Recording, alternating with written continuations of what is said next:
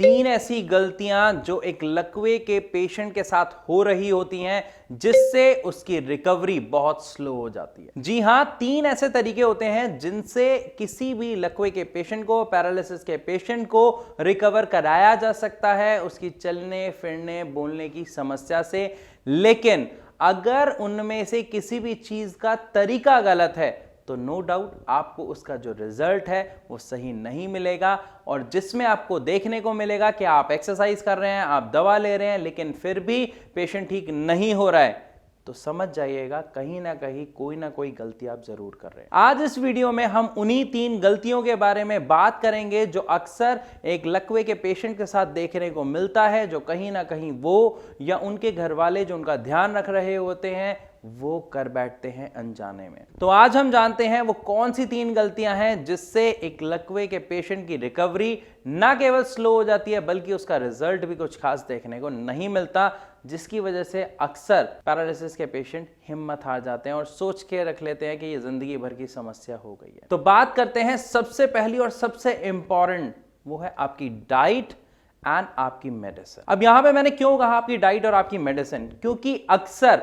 लकवे के पेशेंट के साथ देखने को मिलता है कि उसके घर वाले या डॉक्टर्स की एडवाइस के कारण उन्हें सिर्फ घिया, तोरी, टिंडा, उबली हुई सब्जी ये सब देना शुरू कर देते हैं, जिसकी वजह से क्या देखने को मिल रहा है कि शरीर में जब पावर वाली चीज जा ही नहीं रही तो क्या उस पेशेंट के शरीर में पावर आएगी, जान आएगी? नहीं आएगी, जिसकी वजह से उसकी रिकवरी बिल्कुल सही स्लो हो जाएगी। तो यहां पर हमें सबसे पहले क्या ध्यान रखना है कि जो पेशेंट है, जो वो नॉर्मल खाना खा रहे हैं, जैसे अभी तक हम खाते हैं, दाल खाते हैं, सब्जी खाते हैं, रोटी खाते हैं, वो सब उसे खाना है, लेकिन कोशिश करें कि उसमें आप प्रोटीन वाली चीजों का अमाउंट बढ़ा दें। अगर आप शाकाहारी हैं तो आप दाल, मशरूम या दाल का सूप बना के जिसमें पानी ज्यादा हो, ऐसा दाल को उबाल के वो उन्हें दे, ताकि पेशेंट की बॉडी में ज्यादा से ज्यादा प्रोटीन जाए। और अगर आप नॉनवेज भी खाते हैं तो वहां पर आप फिश, इवन आप सब्जियों का सूप बना के दे सकते हैं, उन्हें मीट दे सकते हैं, अंडा दे सकते हैं,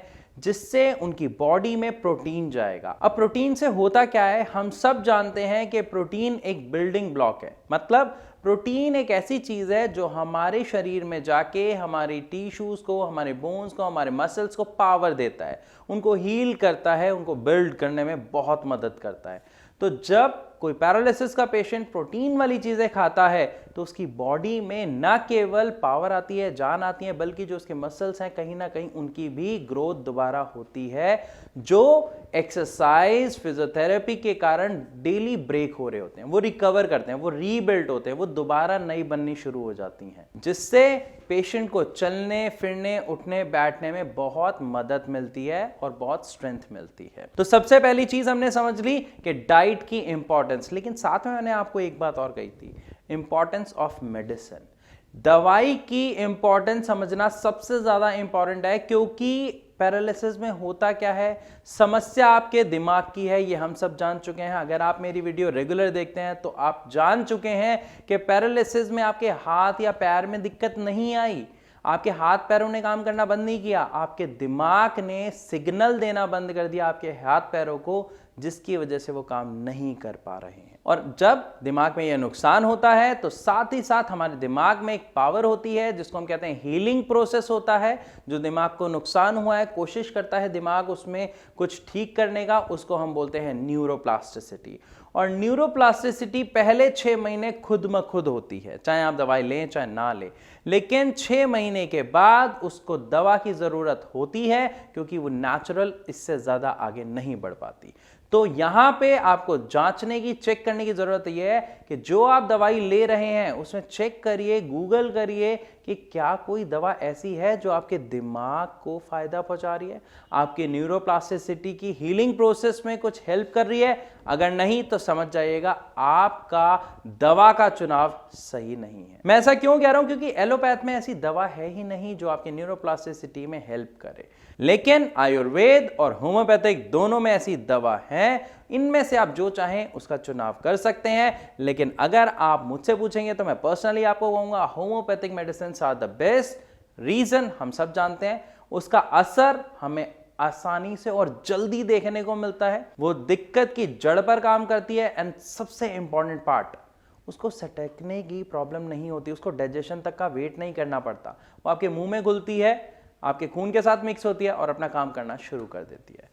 तो एक सही मेडिसिन और सही डाइट बहुत इंपॉर्टेंट रोल निभाती है एक लकवे के पेशेंट को ठीक करने में। अगर आप होम्योपैथिक मेडिसिन से जुड़ी कोई भी सवाल या अपने समस्या के बारे में बात करना चाहते हैं या जानना चाहते हैं, तो इसके लिए आप नीचे दिए गए नंबर पर कॉल करके हमारे डॉक्टर्स की टीम से फ्री ऑफ कॉस्ट कंसल्ट कर सकते हैं। तो चलिए अब बात करते हैं दूसरी ऐसी गलती की जो जाने अनजाने में पेशेंट्स कर बैठते हैं, वो है एक्सरसाइज से जुड़ी हुई। एक्सरसाइज, अब आप कह रहे होंगे सर हम तो बहुत करते हैं, पूरी कोशिश करते हैं। जी हाँ, आप एक्सरसाइज करते हैं, ये बहुत अच्छी बात है, ज़्यादा से ज़्यादा कोशिश करते हैं, बहुत अच्छी बात है। लेकिन क्या होता है कि जब लकवे के पेशेंट्स को हम जो दूसरे पेशेंट्स हैं, जो परिवार के दूसरे सदस्य हैं, जब वो उन्हें एक्सरसाइज करा रहे होते हैं, तो वो कहीं ना कहीं कोशिश करते हैं थोड़ी सी एक्स्ट्रा जान लगाने की, जो कुछ हद तक सही है। लेकिन वो कब सही और गलत में कन्वर्ट हो जाती है, वहां पर थोड़ा सा फर्क आता है, जिसको समझना आपके लिए जरूरी है। फॉर एग्जाम्पल लेते हैं, अगर जैसे ये हाथ है, कलाई है, अब कलाई नहीं हिल रही, तो सदस्य क्या करते हैं, हाथ पकड़ते हैं, ऐसे मोड़ने की कोशिश करते हैं। अब ये जो हाथ है ये मुड़ता नहीं है, तो वो जान लगाते हैं। लेकिन यहाँ पे ध्यान रखिए, इसकी सही टेक्निक क्या है, अगर आपको ये नहीं पता तो कलाई में फ्रैक्चर आ सकता है, और अगर फ्रैक्चर आ गया तो मसल्स ऑलरेडी स्टिफ हैं, और उसके बाद फ्रैक्चर आ गया तो रिकवरी में और बहुत ज़्यादा टाइम लगेगा, और हमारे पेशेंट का जो रिकवरी ग्रोथ है वो बहुत कम हो जाएगी, रिकवरी रेट बहुत कम हो जाएगा, क्योंकि समस्या पहले से और ज़्यादा बढ़ गई। तो ये दूसरी गलती थी जो अक्सर पेशेंट्स कर बैठते हैं, या तो हाथ में, कलाई में, उंगलियों में, इवन कई बार कंधे में प्रॉब्लम देखने को मिल जाती है। तो इस चीज़ का आप खासा ख्याल रखें कि जब पेशेंट नया नया है, आप उन्हें खड़ा कर रहे हैं, बैलेंस बनाना सिखा रहे हैं, 1 महीना 2 महीना हो गए, तो वहां पर आप उनको प्रॉपर सपोर्ट दें। सपोर्ट गलती से भी आप उनको कंधों से ना उठाएं, पेट से ऐसे कोली भर के उठाएं, क्योंकि कंधों पे मैंने बताया ना कि हम जाने अनजाने में ऐसी गलती कर बैठते हैं जिससे उनका कंधा डिसलोकेट हो सकता है और समस्या बढ़ सकती है। इससे जुड़ी मैंने और भी वीडियोस बनाई हैं कि कौन कौन सी गलतियां हैं जो गलती से भी एक लकवे के पेशेंट ना करें, आप उसको भी देख सकते हैं इन डेप्थ में चीजें जानने के लिए। तो ये थी दूसरी गलती जो अक्सर एक लकवे के पेशेंट के साथ, पैरालिसिस के पेशेंट के साथ देखने को मिलती है जब वो भारत होम्योपैथी में डॉक्टर्स के पास आते हैं अपनी प्रॉब्लम्स के साथ। चलते हैं अब अपनी तीसरी समस्या, और सबसे कॉमन दिखने वाली समस्या, लेकिन सबसे इंपॉर्टेंट चीज। क्योंकि क्या होता है, जब कोई पेशेंट सही डाइट ले रहा है, मेडिसिन ले रहा है, एक्सरसाइज कर रहा है, तो फिर वो कहता है सर मुझे अब तो हर हालत इंप्रूवमेंट दिखनी चाहिए, और जायज है, दिखती भी है। लेकिन एक ऐसी गड़बड़ हो जाती है जहां पर पेशेंट समझ नहीं पाता और गलती कर देता है। वो क्या होता है, वो सबसे पहले क्या करता है, एक्सरसाइज करनी शुरू कर देता है। जब हम एक्सरसाइज करते हैं, अगर आप एक्सरसाइज करते हैं तो आपको एक चीज पता होगी, पहले हम वार्म अप करते हैं, बॉडी को नॉर्मल टेम्परेचर पे लेके आते हैं, हाथ पैरों को खोलते हैं ताकि कोई इंजरी ना हो जाए। ऐसा ही किया जाता है पैरालिसिस पेशेंट के साथ। मतलब सबसे पहले आपको पेशेंट की मालिश करनी होती है। आप एक्सरसाइज के बाद भी कर सकते हैं, वो भी फायदेमंद है, लेकिन अगर आप एक्सरसाइज से पहले भी करते हैं तो ये भी उसके लिए बहुत महत्वपूर्ण होता है। क्यों होता है, कैसे होता है, मैं आपको समझाता हूं। लेकिन सबसे पहले बात करेंगे गलती क्या करते हैं। जब किसी भी पेशेंट को, एक लकवे के पेशेंट को मालिश कराई जाती है या उसकी मालिश की जाती है, तो क्या करते हैं हम, या तो ऐसे या ऐसे या पूरा रगड़ते हैं। सबसे पहली चीज, पेशेंट के हाथ को, पैर को, जहां पर भी आप ऑयल लगा रहे हैं वहां पे रगड़ना नहीं है। क्यों नहीं रगड़ना, मसल्स ऑलरेडी स्टिफ हैं, अकड़ी हुई हैं, और रगड़ने से वो और ज्यादा अकड़ जाएंगी, स्टिफ हो जाएंगी, तो समस्या बढ़ेगी। पहली गलती। दूसरी गलती जो हम क्या करते हैं कि रगड़ते हैं तो ऊपर नीचे कैसे भी ऑयल लगा रहे होते हैं। ऑयल लगाने का एक तरीका होता है, आपको हल्के हाथ से ऊपर की ओर, ऑपोजिट डायरेक्शन में आपको ऑयल लगाना है। हाथ नीचे आ रहा है ना, ऑपोजिट डायरेक्शन में लगाना है। पैर सीधा है ना, तो आपको ऊपर की ओर तेल लगाना है, और इसमें हल्के हाथ से ऐसे ऐसे करके आप उन्हें तेल लगाएं, मालिश करें, उंगलियां खोलें, मालिश करें। इससे क्या होगा, उनकी मसल्स रिलैक्स हो। मालिश करने के बाद आपको उन्हें हीटिंग पैड से, हॉट पैक से, या जेल पैड से, या इवन कपड़े से आपको उन्हें हीट प्रोवाइड करानी है। जब आप ऑयलिंग कर देंगे, हीट प्रोवाइड कराएंगे, तो वहां पे मसल रिलैक्स होंगी, फ्लेक्सिबल हो जाएंगी, और जब आप एक्सरसाइज कराएंगे तो आपको उसका रिजल्ट कहीं अच्छा देखने को मिलेगा। तो यहां पर अक्सर पेशेंट के साथ क्या गलती देखने को मिलती है कि एक तो मालिश गलत तरीके से की जाती है, पहली चीज। दूसरी चीज, कब मालिश करनी है ये ज्यादातर पेशेंट्स को नहीं पता होता। तो इन दोनों चीजों का खासा ध्यान रखें। आप एक्सरसाइज से उन्हें पहले मालिश कराएं ताकि उनकी जो मसल्स हैं वो रिलैक्स हो जाएं, और साथ में उनको एक्सरसाइज का जो है रिजल्ट हमें बेस्ट मिल सके। और याद रखिएगा कि मैंने आपको इस वीडियो में क्या बताई, क्या 3 चीजें जो ध्यान रखनी है। पहली, आपकी सही डाइट एंड मेडिसिन।